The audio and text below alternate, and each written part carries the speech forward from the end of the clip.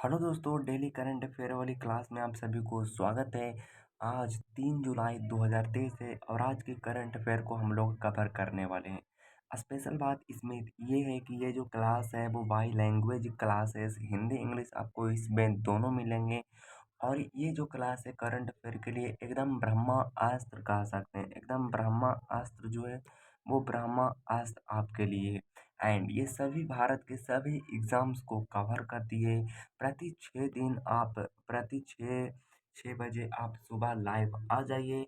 And ये पूरी तरह से तैयार रहती है। करंट अफेयर को पिछले 12 दिनों से पढ़ाते हुए हमें आ रहे हैं। एंड बीच बीच में कुछ गैप हो गई थी तो उसके लिए मैं आपको दिल से सॉरी बोलना चाहता हूँ। लेकिन अब जो है वो गैप नहीं होगा। मैं पूरी कोशिश करूँगा कि अब जो है वो गैप नहीं होनी चाहिए। एंड गैप नहीं होगी ये विश्वास रखिए। एंड जो भी टॉपिक हमारे हम लोगों को कवर में आएगी उसको हम लोग कवर करेंगे। एंड चलिए ज़्यादा बहस ना करते हुए हम लोग क्लास को कंटिन्यू करते हैं। तो आज का जो पहला क्वेश्चन है दोस्तों, आप देख लीजिए स्क्रीन पर आया हुआ कि महाराष्ट्र के उप मुख्यमंत्री कौन बने हैं। Who has become the deputy chief minister of Maharashtra. Maharashtra की स्पेलिंग अगर आप देखना चाहते हो तो महाराष्ट्र की स्पेलिंग आप देख सकते हैं, जो कि मैं ड्यूरेशन को थोड़ा सा कम कर लेता हूँ। इस पे वाइट सेलेक्ट कर ताकि आपको दिखे। तो दोस्तों मैं ये कहना चाहता हूँ कि ये जो महाराष्ट्र के उप मुख्यमंत्री कौन बने हैं, तो वो बने हैं जो अजीत पवार हैं जो आपका जो है वो महाराष्ट्र के नए मुख्यमंत्री बने। तो आपसे पूछा कि महाराष्ट्र के उप मुख्यमंत्री कौन बने हैं, तो अजीत पवार बने हैं। तो Ajit Pawar is the correct उत्तर हो जाएगा। अगला नंबर हमारे पास क्वेश्चन है कि एनसीपी के नेता अजीत पवार ने शिवसेना के एकनाथ जो हैं वो महाराष्ट्र के एकनाथ जी हैं जो महाराष्ट्र के क्या हैं, तो महाराष्ट्र के मुख्यमंत्री हैं। शिंदे की सरकार में डिप्टी सीएम पद की शपथ ली है।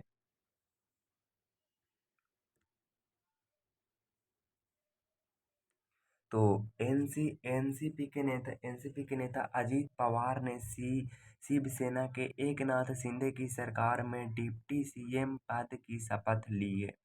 अजीत अजीत पवार पांचवी बार उप मुख्यमंत्री बने। तो अजीत पवार जो है वो 5 बार उप मुख्यमंत्री बन चुके हैं। आगे बात करते हैं, पहली बार 2010 में पृथ्वीराज चौहान की सरकार में उप मुख्यमंत्री बने। मतलब कि 2010 में उस टाइम पृथ्वीराज चौहान की सरकार में उप मुख्यमंत्री बने। और अजीत पवार के बारे में बात करूँ तो अजीत पवार के साथ एनसीपी के 9 विधायकों ने मंत्री पद की शपथ ली है। आगे बात करते हैं, एनसीपी की फुल फॉर्म होती है नेशनलिस्ट कांग्रेस पार्टी, जिसकी स्थापना हुई थी 10 जून 1999 में। एनसीपी की जो स्थापना हुई थी वो 10 जून 1999 को हुई थी। और इसका जो संस्थापक है वो शरद पवार है। और चुनाव चिन्ह है जो कि आप देख ही सकते हैं, चुनाव चिन्ह घड़ी है। तो आगे बात करते हैं महाराष्ट्र के बारे में, कुछ हम बातें जान लेते हैं। महाराष्ट्र की राजधानी, महाराष्ट्र का लोकेशन है जो कुछ इस तरह से दिखती है। इधर आपका हो जाती है गोवा, हो जाती है इधर आपका कर्नाटका, हो जाती है तेलंगाना, हो जाती है और इधर आपका छत्तीसगढ़ है, इधर आपका मध्य प्रदेश है और इधर आपका गुजरात है। तो ये बिल्कुल मैप में कुछ आपको इस तरह से बिल्कुल दिखेगा, क्योंकि आप देख सकते हैं मैप में कुछ इस तरह से आपको दिखती है। और आगे अगर हम बात करें इसके बारे में, तो आगे बात करें तो ये महाराष्ट्र की राजधानी की बात करें तो महाराष्ट्र की राजधानी है मुंबई। और इसकी जो स्थापना जो हुई थी वो 1 मई 1960 को हुई थी। और यहाँ के राज्यपाल की बात करें तो यहाँ की राज्यपाल है रमेश वैस जो है वो यहाँ के क्या है, यहाँ के मुख्यमंत्री हैं। यहाँ के मुख्यमंत्री, सॉरी, यहाँ के राज्यपाल है रमेश है। यहाँ के मुख्यमंत्री मैंने आपको पीछे बताया था कि एकनाथ शिंदे हैं। और यहाँ के उप मुख्यमंत्री हैं देवेंद्र फडणवीस, अजीत पवार है। यहाँ के बारे में जान लेते हैं कि विधान परिषद में सीटों की संख्या 78 है और विधानसभा में सीटों की संख्या 288 है। और राज्यसभा में 19 है और लोकसभा में 48 है। जैसे कि मैंने यहाँ पे लिख रखा कि बिहार विधानसभा में सीटों की संख्या कितनी है, 75 है। और जैसे कि आप देख सकते हैं यहाँ पे महाराष्ट्र में जो है वो कितना है, 78 है और लोकसभा में 48 है और राज्यसभा में 19 है और विधानसभा में कितनी है, तो विधानसभा में 288 है। तो ये काफ़ी ज़्यादा इम्पोर्टेंट आपके एग्ज़ाम के लिए बन जाती है। तो आप इसको ध्यान रखिएगा, ये काफ़ी ज़्यादा आपके एग्ज़ाम के लिए इम्पोर्टेंट है। और यहाँ से क्वेश्चन लगभग बन ही जाएगा क्वेश्चन।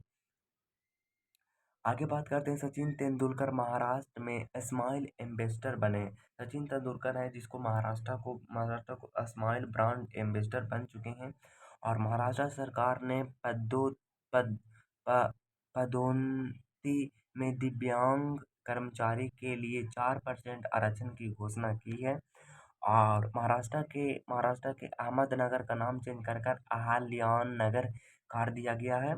और आगे बात करें तो लुसाने डायमंड लीग 2023 को किसने जीता? तो लुसाने डायमंड लीग 2023 किसने जीता? तो वो जीता नीरज चोपड़ा ने। लुसाने डायमंड लीग 2023 को जीतने वाला जो इंसान है वो नीरज चोपड़ा है, जो कि जेवलिन थ्रो में महारत हासिल कैले था। तो जैसे कि आपको पता ही होगा कि ये महारत हासिल किया हुआ बंदा है। तो कुछ इस तरह से आगे हम लोग अगर इसके बारे में बात करते हैं, तो Neeraj Chopra Lausanne diamond league 2023 में पहले स्थान पर रहे हैं। उन्होंने गोल्ड मेडल भी जीता है। एंड उन्होंने इन 87.66 मीटर में 66 मीटर के सर्वश्रेष्ठ जेवलिन थ्रो के साथ शीर्ष शीर्ष स्थान हासिल किए हैं। और यह नीरज का 2023 में यह दूसरा गोल्ड है। आगे बात करें तो मई 2023 को दोहा डायमंड लीग 80.67 मीटर भाला फेंककर स्वर्ण पदक जीता है। और नीरज चोपड़ा के बारे में अगर बात करें तो इन्होंने डायमंड लीग जो जीता है वो 2023 में जीता, और वर्ल्ड चैंपियनशिप 2022 में जीता था, और डायमंड लीग जो जीता था वो 2022 में जीता था। और इसको टोक्यो ओलंपिक जो हुआ था हमारे 2020 में, जिसमें इन्होंने 87.56 करके इन्होंने फेंके थे। तो ये भी आपके लिए बहुत ही अच्छा है। और इनके बारे में अगर हम बात करें तो इन्होंने पहले से भी खेले थे एशियन चैंपियनशिप 2018 में भी ये जीत चुके हैं, जैसा कि आप देख सकते हैं। और आगे अगर हम लोग बात करें तो कॉमनवेल्थ गेम्स 2018 में जीते, एशियन चैंपियनशिप 2017 में जीता था। और आपका जो साउथ एशियन गेम्स 2016 में जीता। आगे बात करते हैं तो स्पोर्ट्स करंट अफेयर की अगर हम लोग बात करते हैं तो स्पोर्ट्स करंट अफेयर जो है इसे बहुत ज़्यादा एग्जाम में आता है। एशियन कबड्डी चैंपियनशिप 2023 का खिताब भारत ने जीता है। तो एशियन एशियन कबड्डी चैंपियनशिप जो होती है ना, एशियन एशियन कबड्डी मतलब पूरे एशिया लेवल पर होती है, और जिसमें कबड्डी चैंपियनशिप होती है उसमें जो भारत जीता था। और महिला कबड्डी लीग 2023 का खिताब कोलकाता ने जीता। और फीफा पुरुष फुटबॉल रैंकिंग में भारत 100वें स्थान पर पहुंच चुके हैं। और धीरे धीरे कम प्रधानमंत्री मोदी ने किस राज्य में सिकल सेल एनीमिया उन्मूलन मिशन की शुरुआत की है? Prime minister Modi has launched sickle cell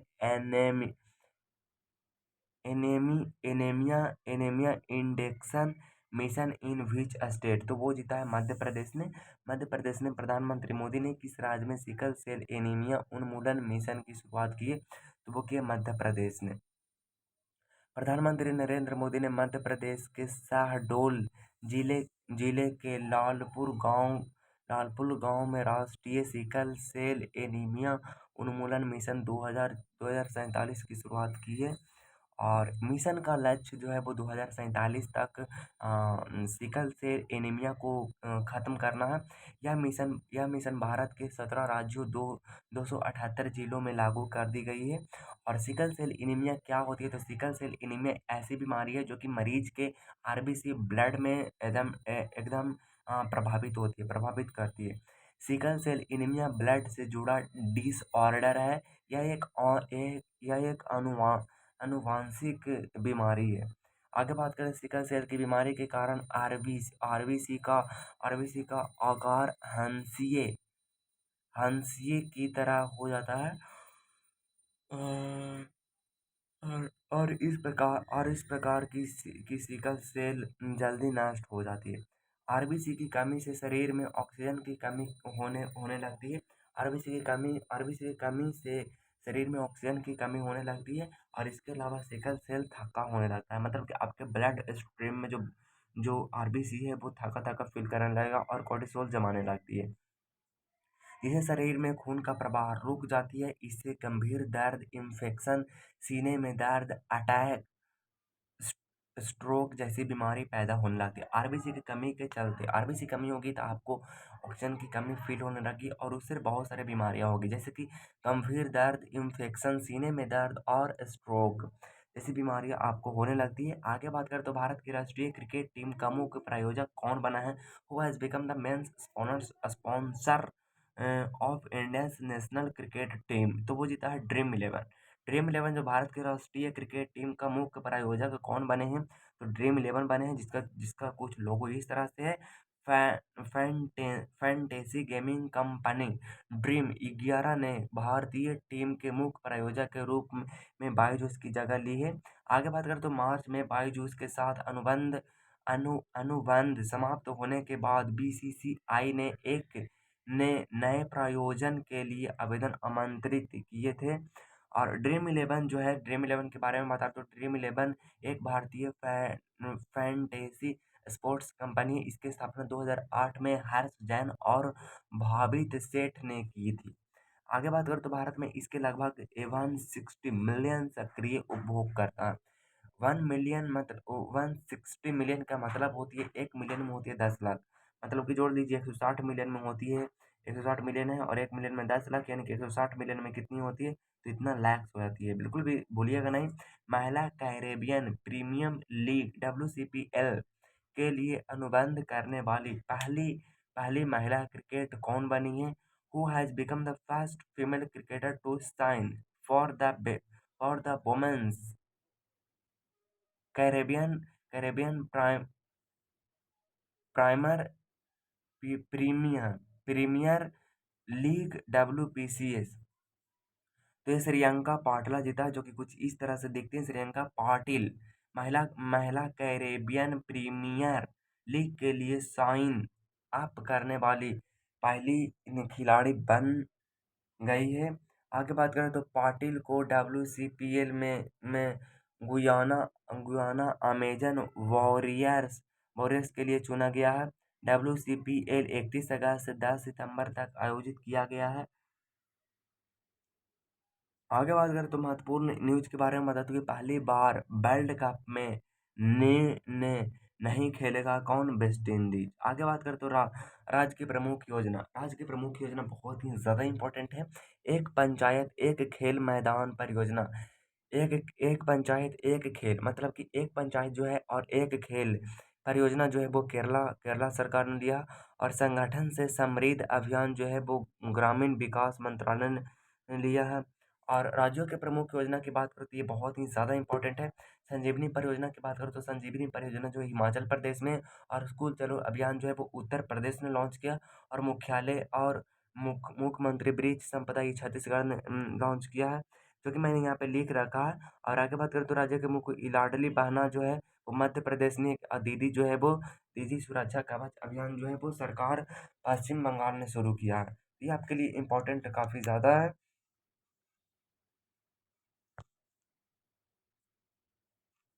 and उसके बाद अगर हम आगे बात करते हैं इसके बारे में,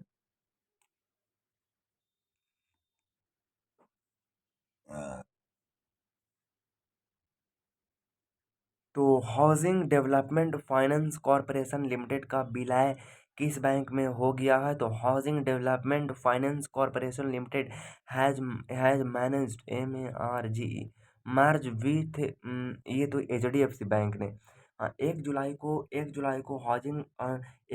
को housing development finance corporation limited का अस्तित्व समाप्त हो गया है। और आगे बात करें तो housing development finance corporation limited का विलय HDFC बैंक में हो गया है। देश का सबसे बड़ा बैंक SBI था, लेकिन अब नहीं रहा है। Housing development finance corporation limited और HDFC बैंक के मर्जर से बना नया HDFC बैंक अब देश का सबसे बड़ा बैंक है। और दोनों संस्थाओं के विलय की घोषणा 4 अप्रैल 2022 को की गई थी। HDFC बैंक के बारे में बता रहे थे, इसकी स्थापना जो हुई थी वो 1994 में ही हुई थी। और मुख्यालय जो है वो मुंबई में हुई थी। भारत के 10 सबसे बड़े बैंक है जिसका लिस्ट मैंने यहाँ पे लगा रखा है। सबसे पहले तो आपका एचडीएफसी, उसके बाद में कैनरा, उसके बाद बाकी सारे हैं, इसको आप देख लीजिएगा एक नज़र में। वीर देविंदर वीर वीर देविंदर सिंह का निधन हो गया। वह किस राज्य की पूर्व डिप्टी स्पीकर थे? तो वो पंजाब के थे, जिनको कि क्या हो गया, डेथ हो गई है। एंड वीर देवेंद्र सिंह का निधन हो गया है। वह किस राज्य का डिप्टी स्पीकर थे? पंजाब विधानसभा के पूर्व पूर्व उपाध्यक्ष वीर वीर देवेंद्र सिंह का चंडीगढ़ में निधन हो गया है। और 1980 में कांग्रेस के टिकट पर पहली बार सरहिंद से विधायक चुने गए हैं। ये पहली बार 1980 में कांग्रेस के टिकट पर पहली बार सरहिंद का विधायक चुने गए हैं। अगर 2003 और 2004 के बीच विधानसभा के उपाध्यक्ष के रूप में कार्य किया था। हाल ही में हुए निधन के बारे में अगर बात करें तो प्रकाश सिंह बादल जो कि पंजाब के पूर्व मुख्यमंत्री थे, जिनका निधन हो गया है। और तारिक फतेह पाकिस्तान कनाडियन पत्रकार जो थे, उनका भी निधन हो गया, जो कि तारिक फतेह जो था, और वो पाकिस्तान में रहता था और जो कि कनेडियन पत्रकार हुआ करता था। किशन महिंद्रा के बारे में बात करें तो महिंद्रा के एमेरेटिक एमेरेटिस चेयरमैन जो है वो भी निधन हो गया है। और जलावाला जयलावाला बैद प्रसिद्ध रंग रंगमंच अभिनेत्री थी। और आगे बात करते हैं तो इसके बारे में देख लीजिए कि सतीश कौसबी जो है एक अभिनेता एक्टर, इनका भी निधन हो गया। राष्ट्रीय चिकित्सा दिवस कब मनाया तो राके रा, जो तो राष्ट्रीय चिकित्सा दिवस की बात करें तो राष्ट्रीय चिकित्सा दिवस जो है वो 1 जुलाई को मनाई जाती है। यह किसके उपलक्ष्य में मनाई जाती है, ये मैंने आपको बताना चाहता हूँ कि यह दिवस चिकित्सक व पश्चिम बंगाल के दूसरे सीएम डॉक्टर बिधान चंद्र राय के सम्मान में मनाया गया है। और डॉक्टर बिधान रॉय 14 साल तक पश्चिम बंगाल के सीएम बने बने रहे थे। उन्होंने बंगाल का आर्किटेक्ट भी कहा जाता है। उन्हें वर्ष 1961 में भारत रत्न से नवाजा जा चुका है। और नेशनल डॉक्टर्स डे की शुरुआत 1991 में की गई थी। जुलाई के महत्वपूर्ण चीज़ों के बारे में बात करते हैं तो जुलाई के तो यहाँ पर देख लीजिए, 1 जुलाई को राष्ट्रीय डाक कर्मचारी दिवस भी मनाई जाती है और डॉक्टर दिवस भी मनाई जाती है, नेशनल पोस्टल वर्कर्स डे मनाई जाती है। और 1 जुलाई को कनाडा दिवस भी मनाई जाती है और 1 जुलाई को चार्टर अकाउंटेंट डे मनाई जाती है। और 2 जुलाई को विश्व यूएफओ दिवस भी मनाई जाती है। तो बिल्कुल भी टेंशन लेने की बात नहीं है। हाल ही में पतली प्लास्टिक की थैली पर प्रतिबंध किस देश ने लगाया था, तो वो न्यूजीलैंड ने लगाया था। क्योंकि प्लास्टिक जो है वो बहुत ही ज़्यादा डेंस होती है और वो गलती नहीं है, बहुत एकदम ढीठ मटेरियल होती है। और न्यूजीलैंड पहला देश है जिसको कि सुपरमार्केट से ताज़ा उत्पाद उत्पाद ले जाने के लिए पतली प्लास्टिक का थैली पर प्रतिबंध लगा दिया गया है। और ये प्रतिबंध प्लास्टिक स्ट्रॉ और सिल्वरवेयर पर लागू लागू है। आगे बात करें तो सरकार ने 2019 में सिंगल यूज प्लास्टिक के खिलाफ अभियान शुरू किया गया था। The governor has launched the campaign against single use plastic in 2007। सरकार अब इस अभियान का विस्तार कर रही है। The governor is now expanding this chemical. तो आगे बात करते हैं तो उस पे बैन लगाया। तो 2019 में सरकार ने मोटो प्लास्टिक से शॉपिंग बैग बैग पर प्रतिबंध लगा दिया गया है। और मेगा हवाई अभ्यास तरंग शक्ति की मेजबानी करने करने की योजना कौन सा देश लिया गया, तो भारत लिया गया है। क्योंकि मेगा हवाई अभ्यास जो तरंग शक्ति होती है जो मेजबानी करती है वो करने में कौन सा देश सबसे आगे है, तो वो इंडिया है। आगे बात करें 2023 में भारतीय वायुसेना एक मेगा अभ्यास की मेजबानी करने की तैयारी कर रही है, जिसमें 12 वायुसेनाओं के एक साथ आने की उम्मीद है। और यह अभ्यास देश में आयोजित होने वाला सबसे बड़ा बहुराष्ट्रीय हवाई हवाई अभ्यास है। और तरंग शक्ति योजना चरण में है और अक्टूबर नवंबर में आयोजित होने वाला संभावना ऐसे बताई जाती है। प्रमुख युद्ध अभ्यास की बात करें तो टाइगर ट्रांस युद्ध अभ्यास जो है टाइगर ट्रांस अभ्यास जो है वो अमेरिका और भारत के बीच में होगा। और सूर्य किरण युद्धाभ्यास जो है वो भारत और सूर्य जो है वो नेपाल और इंडिया के बीच में होगा। और गरुड़ की बात करें तो वो इंडिया और फ्रांस के बीच में होगा। और इंद्रधनुष की बात करें तो इंडिया और ब्रिटेन के बीच में होगा। और सबसे पहले चीज़ चूँकि हम लोग कुछ बातें को देख लेते हैं जो कि काफ़ी ज़्यादा इंपॉर्टेंट है आपके एग्जाम के लिए। यहाँ से एक ना एक क्वेश्चन बनती है तो बिल्कुल भी नहीं स्किप करिएगा। मौर्य वंश के संस्थापक की बात करें तो भारत के प्रमुख राजवंश संस्थापक और राजधानियाँ की बात करें तो मौर्य वंश के जो संस्थापक है वो कौन है? तो मौर्य वंश के संस्थापक है चंद्रगुप्त मौर्य, जो कि पाटलिपुत्र की स्थापना किए थे। उसकी पाटलिपुत्र जिसकी राजधानी थी। चोल वंश जो है वो विजयालय है जो तंजौर उसकी राजधानी है। और राष्ट्रकूट वंश जो है वो दंती दुर्ग मानखेत है। और गुर्जर प्रतिहार वंश जो है वो नागभट्ट प्रथम कन्नौज का है। और गढ़वाल वंश जो है वो चंद्रदेव कन्नौज है। आगे बात करें इसके बारे में मैंने आपको ऐसा लगता होगा कई लोग बोल रहे थे कि आप तो सिर्फ पीडीएफ लेते हैं और उसको पढ़ा देते हैं, तो मैंने कुछ कुछ इंपॉर्टेंट पॉइंटों को लिख रखा है जो कि आपको लगता है कि कई लोग कहते हैं कि इम्पोर्टेंट आपके लिए नहीं रहता है जो भी बता देते हैं। तो इम्पोर्टेंट मेरे लिए क्या है क्या नहीं है मैंने देखिए यहाँ पे लिख दिया।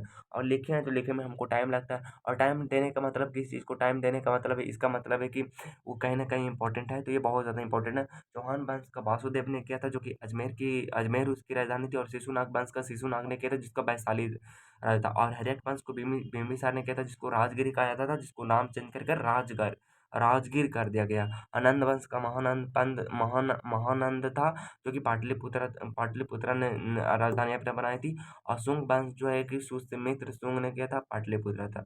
आगे बात करें तो संविधान लूसेंट लूसेंट मिक्स स्टैटिस जी के एमसीक्यू सीरीज में अब मैं यहाँ पे कुछ कुछ क्वेश्चन कराता हूँ। संविधान के अनुच्छेद के बारे में बात करूँ तो किस अनुच्छेद के तहत अवशिष्ट शक्तियाँ केंद्र के पास है, मतलब कि अवशिष्ट शक्ति जो होती है वो किस अनुच्छेद के तहत भारतीय संविधान के पास है? किस अनुच्छेद के तहत किसके पास है? तो वो है आपका जो है वो राइट आंसर। इसकी बात करें तो राइट आंसर आपका जो है हो जाएगा अनुच्छेद 248 जो है उसी के तहत अवशिष्ट शक्तियाँ संविधान के पास मौजूद है। आगे बात करें तो राज्यों द्वारा प्रार्थना करने पर भारत की संसद उन राज्यों के लिए किस अनुच्छेद के अंतर्गत कानून बना बना सकती है? तो वो बना सकती है 252, क्योंकि 252 जो राज्य द्वारा प्रार्थना करने पर भारत की संसद उन राज्यों के लिए किस अनुच्छेद के अंतर्गत कानून बना सकती है? तो वो 252 आर्टिकल है। आगे बात करें तो भारतीय संविधान के अंतर्गत निम्नलिखित में से कौन सा अनुच्छेद संसद के राज्य सूची के विषय में संबंध में विधि बनाने की शक्ति प्रदान करता है? तो भारतीय संविधान के अंतर्गत निम्नलिखित में से कौन सा अनुच्छेद संसद संसद को राज्य सूची के विषय में संबंध में विधि बनाने की शक्ति प्रदान की है? तो 249 जो भारतीय संविधान के अंतर्गत निम्नलिखित में से कौन सा अनुच्छेद संसद को राज्य सूची के विषय में संबंधित में विधि बनाने की शक्ति प्रदान करता है? तो वो 249 है। आगे बात करते हैं तो भारतीय संविधान का कौन सा अनुच्छेद संसद के अंतर्राष्ट्रीय समझौतों को लागू करने के लिए विधि निर्माण करने की शक्ति प्रदान करता है? तो 253। केंद्र राज्य के प्रशासनिक संबंध भारतीय संविधान के लिए अनुच्छेद में वर्णित है, तो वो है 255 से 263। संविधान के किस अनुच्छेद के अंतर्गत केंद्र सरकार राज्य सरकार को संविधान के किस अनुच्छेद के तहत अंतर्गत केंद्र सरकार राज्य सरकार को निर्देशन दे सकती है? तो 256 के तहत केंद्र सरकार ने राज्य सरकार को अपना निर्देशन दे सकता है। अंतर्राज्यीय परिषद के गठन का प्रावधान संविधान के किस अनुच्छेद के अंतर्गत किया गया? तो अंतर्राज्यीय परिषद के गठन का प्रावधान संविधान के किस अनुच्छेद के अंतर्गत किया गया है? तो किया गया है 263। भारतीय संविधान के किस अनुच्छेद के अंतर्गत वित्त आयोग के गठन का प्रावधान किया गया? 280। संपत्ति का अधिकार संवैधानिक अधिकार है। संपत्ति का अधिकार संवैधानिक यह बताया गया है। तो 301 ए का मतलब कि अच्छा 3 जुलाई 2023 के टेस्ट सीरीज में आप सभी को स्वागत है। आप थोड़ा सा इसको तुक्का मतलब तुक्का नहीं आप पढ़े हैं जिसका टेस्ट होने वाले हैं, इसको थोड़ा सा देखिएगा। पालकी पर्व किस राज्य में मनाया जाता है? तो पालकी पर्व जो मनाई जाती है वो महाराष्ट्र में मनाई जाती है। डायमंड लीग 2023 में नीरज चोपड़ा ने कौन सा मेडल जीता है? तो वो जीता है गोल्ड मेडल जीता है। आगे बात करें स्विट्जरलैंड की राजधानी कहाँ है? तो स्विट्जरलैंड की राजधानी ज्यूरिख है। आगे बात करें तो बीसीसीआई की स्थापना कब की गई थी? तो बीसीसीआई की स्थापना की गई थी 1928 में की गई थी। और श्रेयंका पाटिल किससे संबंधित है? तो वो क्रिकेट से संबंधित है। और एक पंचायत एक खेल मैदान परियोजना किस राज्य में है? तो वो है केरला में। और एचडीएफसी बैंक की स्थापना किस वर्ष हुई थी? 1994 में हुई थी। प्रकाश सिंह बादल किस राज्य के मुख्यमंत्री थे? तो वो थे पंजाब के, जिसका निधन हो गया है। और कनाडा दिवस कब मनाई जाती है? तो वो 1 जुलाई को मनाई जाती है। ये कटा गया शक्ति युद्ध अभ्यास भारत और किस देश के बीच होता है? तो वो होता है इंडोनेशिया के बीच में होती है। और महाराष्ट्र के उप मुख्यमंत्री कौन है? ये आपको बताना है आज का सवाल में। आप पहचानो कौन में, इस फोटो को देखनी है और आपको पहचानी है कि ये बंदा कौन है, ये बंदा कौन है। तो इसके साथ मैं आपसे विदा लेता हूँ। मुलाकात होगी नेक्स्ट वीडियो में नेक्स्ट टॉपिक के साथ। तब तक ऑल द बेस्ट। जय हिंद, वंदे मातरम।